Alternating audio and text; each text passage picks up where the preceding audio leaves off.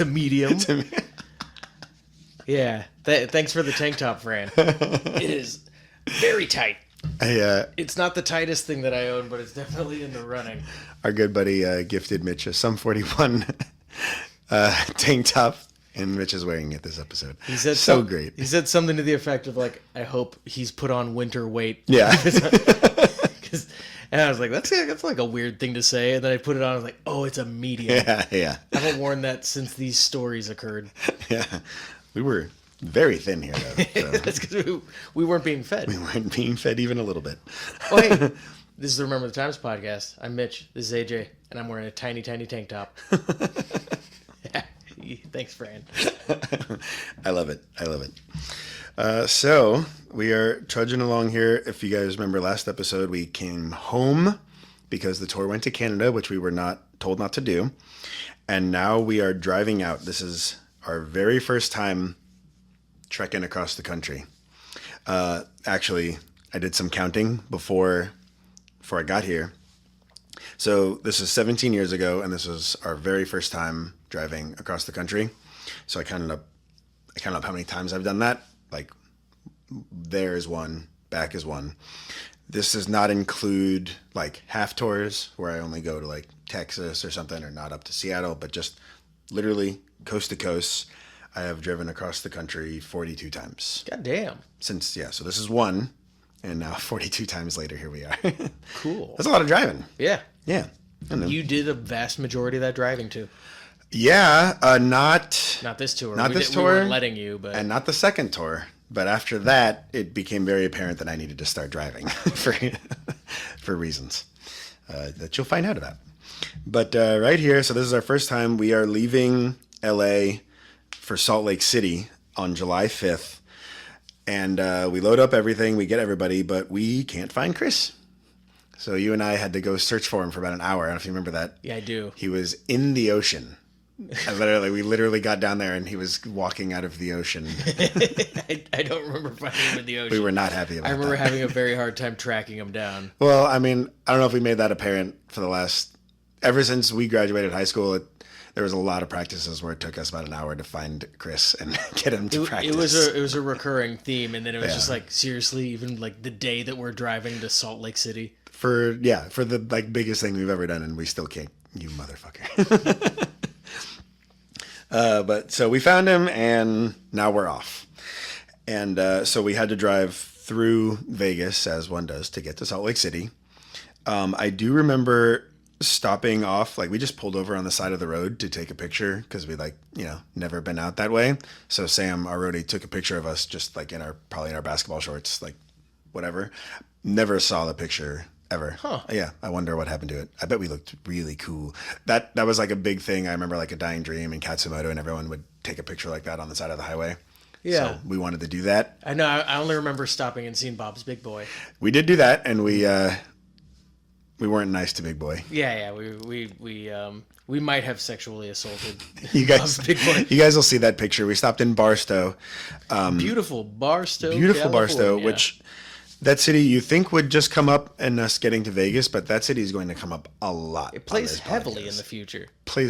Like an insane amount. You would never think that Barstow would be a hot spot on a podcast, but it's going to be.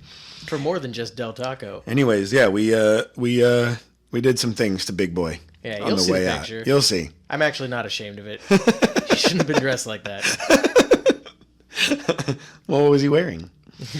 So we also stopped in Vegas. So if you guys remember last episode, I almost got in a fight with 4 guys.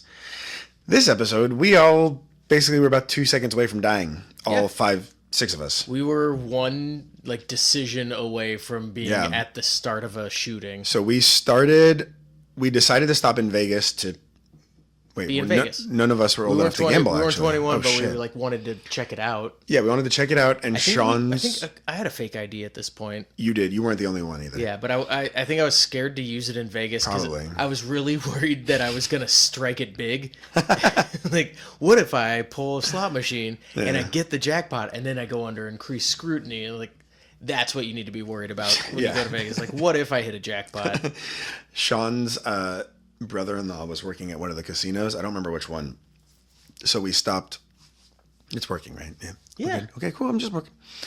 And we parked at the Hooters Casino and then walked like over to the Luxor and, checked out a bunch. Excalibur. And do you want to tell the story? Do you remember it exactly? Or I think we were leaving from Excalibur. We were going to go across to New York, New York. Yes. So there's a bridge that crosses over like Las Vegas Boulevard, or one of the big streets. Yeah. And it crosses from Excalibur to New York, New York. And we decided, like, you know what? Like, we do have a lot more driving to do. We can either go right or we could go left, and left takes us back to the van. We decided to go back to the van, and we get everybody together. I remember that was a little bit of a herding cats situation, like making sure everybody was there. Yeah. But we get into the van and we start driving away, and we just see cop car, cop car, cop car. They just start like zipping past us, and as we're driving out of Vegas, we're like, oh, that's crazy. I wonder what they're up to.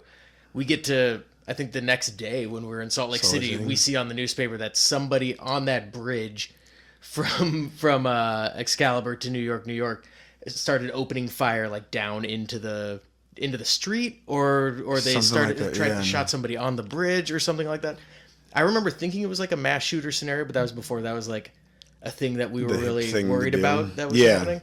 But there was a shooting, and I think the guy ended up getting killed by the cops or something. But we would have been like next to him. Like literally next to the guy. He was already there. Yeah, he was there getting ready to do what he was going to do, and we decided to go left instead of right. All because we were a little tired. And it didn't really, I remember it not really registering either. We were just like, oh, that's crazy. We were like almost on that bridge. Yeah. Anyways, back to the show. Back to the show. That's insane. Not our first brush with death, and not our last on the road either. Yeah. Yeah. There was one in the future that I had to look up recently because I was like, that doesn't sound right. But there was a bridge collapse. On the tour as well? Yeah. I'll cover it when we get there. Sure. Yeah. Yeah, I can look it up, and it is verified we were close. That's wild. Yeah. So that happened, and this is all, haven't even gotten to the show yet. Yeah. It's almost the fourth show of tour. Yeah. We got there a day early. I don't think we wanted to risk going, like, just getting there in the morning. So we rented a hotel room at a Howard Johnson. Yeah, Hojo's. Our first time at a Hojo's. In Salt Lake City. Felt pretty cool that we could afford a hotel room all by ourselves. Yeah, pretty grown up. we sold a lot of shirts, no big deal. Yeah, this almost cost like 5 shirts. Nothing to us. We're so famous now. Yeah, we're gonna sell more shirts at the show. It'll be fine.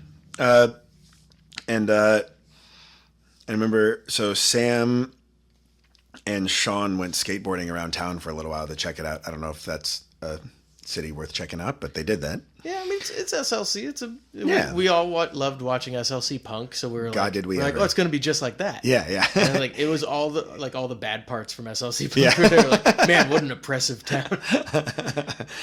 We did that. I remember Sam, Chris, and I got a lift in, and we used the pool. I don't know if did you lift? No, probably not. I did not lift weights after I had to anymore. We did that. I remember it was fun, and then.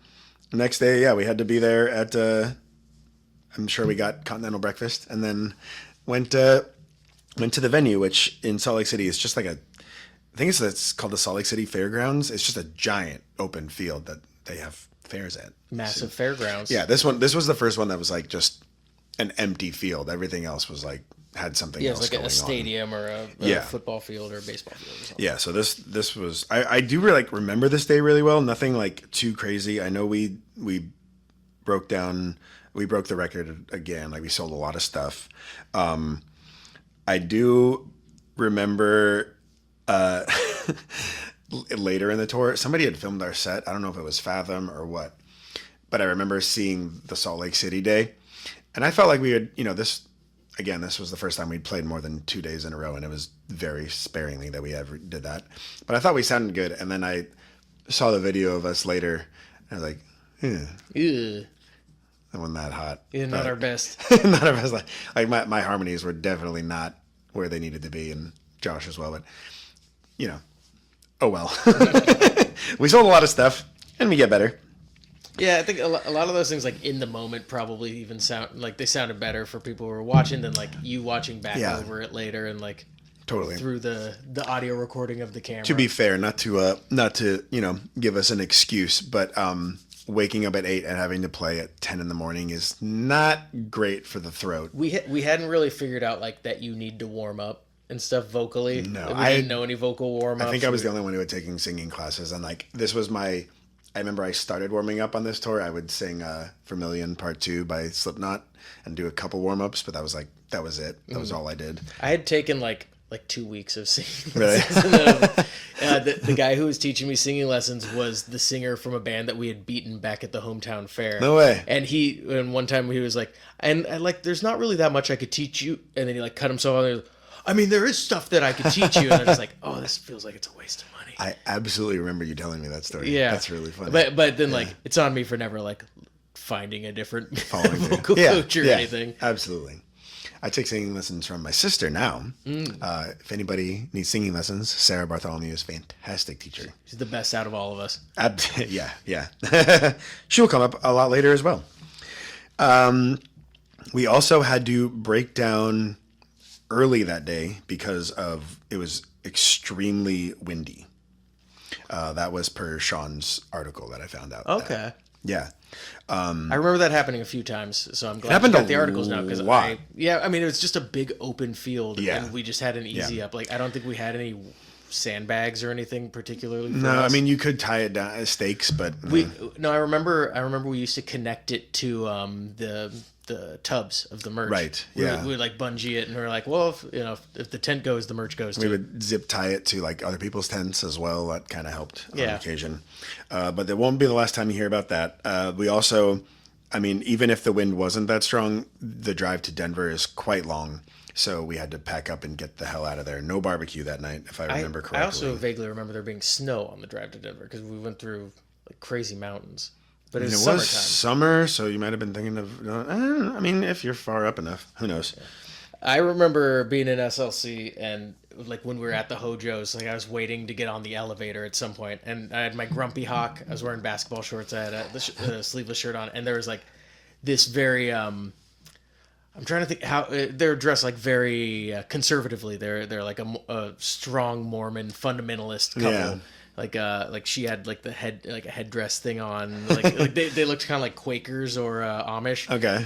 And they were just so uncomfortable by my very presence. Like Cut the tension. the first time I could really feel like, oh man, you were like judging me. Yeah.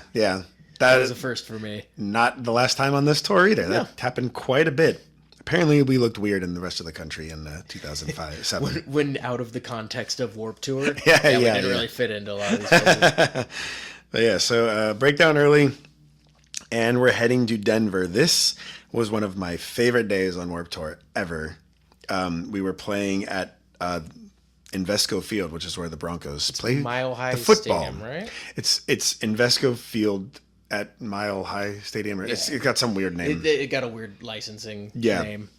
Or like Mile High at Invesco Field or something weird. It's colloquially referred to as Mile High. Yeah, it's like the Los Angeles Angels of Anaheim. It's like some weird name like that. Like, I don't know if we needed all that, but yeah. So we literally got to it's in the parking lot of the stadium, and you actually get to use some of the stadium, and it's so nice. Yeah, it's so friggin' nice. We had a really great spot to play right in front of the line. And again, it was our best day. We just sold so much stuff even before like the gate opened. I don't know if you remember that one. So every day so far has been our best day. Yeah, we kept figuring it out. That's not going to happen every day, but so far we kept figuring it out. And because we were also mastering our sales pitch. We're learning like the words to say and like who to target. We're seeing their shirts and going like, hey, you like them? You like us? Come over here. Atreyu shirt, AFI shirt, yeah, Sevenfold. You come over here, listen to this stuff. And like we figured out like which portion of the song to show each person, to sell more and stuff. Yeah, I remember like we'd bring them back to the booth. Somebody in the booth would put the headset on them, and I'd see them look at their shirt and then go like, "Okay, we're gonna put on track 4. And we're gonna skip about 30 seconds in. There you go." Exactly. Yeah. So it was a weird thing, but it was cool to like have actually gotten that down and figure it out. Most bands don't do that. They have just a merch guy, and obviously they already have fans. They're not trying to, win over the entire audience. So yeah, but we need their money. Yeah. So we got that. I do remember while we were setting up, the Monster team was coming around, and they were giving out they had just started releasing the coffee ones. Mm-hmm. And I was very excited about that. I hadn't really drank caffeine before this point, but I think we've said it before. So we didn't get fed on this tour. Yeah, we didn't have time meal to eat. Passes or anything like that. The catering passes, I think, were like $2,000 or $3,000 for the whole tour, the 2 months, which we didn't have that. Yeah. So at this point, we literally just basically didn't eat, and it was, you could fill up on the free energy drinks because the band got free energy drinks, and the carbonation would help you through a little while. It makes your tummy feel like it's got food. Yeah. In it. And that was it. So you can see pretty quickly in the pictures, like from the days till like first day till now, that we're starting to lose weight pretty quickly from this.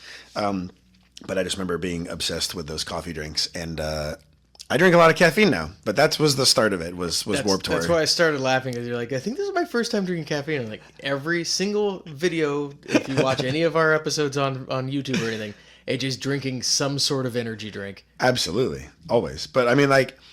And just so you know, we also record these at like 10 p.m. Yeah, but I like to go play afterwards. Your fucking mind. But, well, it was like, not only was the carbonation filling you up, but it was like... either a driver, so it's an appetite suppressant. Yeah, it was a driver at night. What else? It's 4 a.m. and you still have 300 more miles to drive. Like, how else am I going to do that? Yeah. I need some help. But yeah, so that was the start of it. I would tell people this, and they're still shocked to this day. It's like, yeah, we were drinking like 8 to 10 energy drinks a day and not eating. And yeah, that was just our life. If had we not been 20, it probably wouldn't have gone so well. But I think we were kind of fine. This lifestyle would kill me today. Yeah, absolutely. Let's see what else happened. Chris and Sean went backstage for Pennywise, but they had to stop the set because of lightning. I think I remember that. That happens a lot on the tour or outside. You know, if weather, pretty much all outdoor shows are weather permitting. Yeah, and all the stages are built out of giant metal beams. So yeah. It's like, oh, there's lightning. Let's get off of these. Yeah, so they had to stop. And then I guess this is something I don't remember, but I caught in Sean's article. I called them, and when they're set, the wind and the rain had gotten so bad, our Easy Up was about to collapse. And we had to run back because we were like trying to like get everything. There was like a big storm, and we were getting it under control. And the storm? Yeah, there was a storm. I mean, we were getting the storm under control. Sorry, we were getting the tent under control and not have it fly away. But if anybody has been to Warped Tour in a storm, or if you haven't, everybody will go under all the band's tents while the rain happens. I do remember that. And this was like our first day with that, but like there's probably like 20 people under our tent just hanging out. And people, you know, we just get to know them for the hour that we had to be under there or whatever. And we actually ended up selling 4 CDs that day while we were just hanging out. I vaguely remember being under, like, I think we brought it down a little bit so the wind wouldn't come. Yeah. So Easy Ups, you can set them up to different heights. And we brought it to about head height. So we were our shoulders were about where the top of the tent started. Yeah, so we're all kind of crouched in together. 20 people that we don't know. Yeah, and I remember the word going around in the tent, like, you're gonna be in our tent for shelter. Like, you can at least throw us $5 for an album. You want to listen to something? Maybe see if you like it. Yeah, like we got to kill time here, so we might as well listen. Easy Ups, we found out, are something you kind of want to invest in. They are expensive. They can, go up over $1,000. This was 17 years ago. They're probably even more expensive now. But we bought cheap ones at like Costco, and we went through 3 tents in a month because they kept breaking because of I think we had the cheap ones too, where the legs kind of came out angled. Yeah. All the good ones go straight up because they're structurally sound. You think that it's a good idea to buy a cheap one if you're like don't have a lot of money, but you end up spending more. From personal experience, just get the expensive real one. So because you're going to end up spending money on ones that break. Many. It's that weird thing where rich people actually end up spending less because they don't have to buy like 20 pairs of shoes. They buy like one super fucking expensive pair. That applies to Easy Ups because we literally any severe weather and we had to go buy another one. Didn't we do it and then we like spray painted our name on the side or something? Yeah, on the top of it and stuff. And very professional looking too. Oh yeah, so good. So after all of that, Sean and I got to use the. So they let you use the away team's dressing room, locker room to shower and stuff.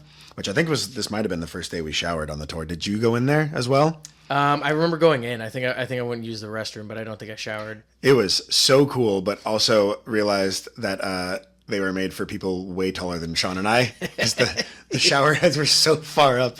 I just remember being like, looking way up. Who showers in here is like 6'3". Yeah, just giant men that aren't us. Yeah, you were the smallest people to ever be in those showers. Yeah. Seriously, but it was so cool to be in there. Like it's all pristine. Yeah. Well, I also really like the idea of like this is our home locker room. Like you don't go in here, you guys can tear up the away team's maybe that was what they were doing. But the whole tour would use that to shower. Mm-hmm. They're just hoping to like spread foot fungus to whoever comes to play. Oh yeah, so you had to buy sandals. We bought like dollar sandals. That was another thing. And I also remember, in trying to get stuff together for tour. I remember on the first day, Fletcher just kind of like leaning in the van. He's like asking us what we got, and he's like, "Gold Bond baby powder." Yep. Gotta get it. I remember that to this day.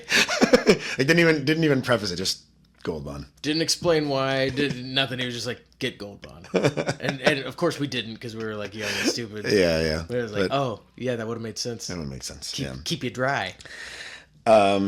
This day ended with a super awesome barbecue, which we have talked about, the Warped Tour barbecue, where everyone gets to hang out and stuff. Also, it's not just like the barbecue and the drinks, but they bring out like cornhole and frisbee games, so everyone's just having a grand old time, which those games are going to come up later on in a big way. But so it's so fun. But this one I remember particularly having a great time at, and there was also a like above the venue there's a Denny's like up above a grass hill. I don't know if I went. Did you go with me?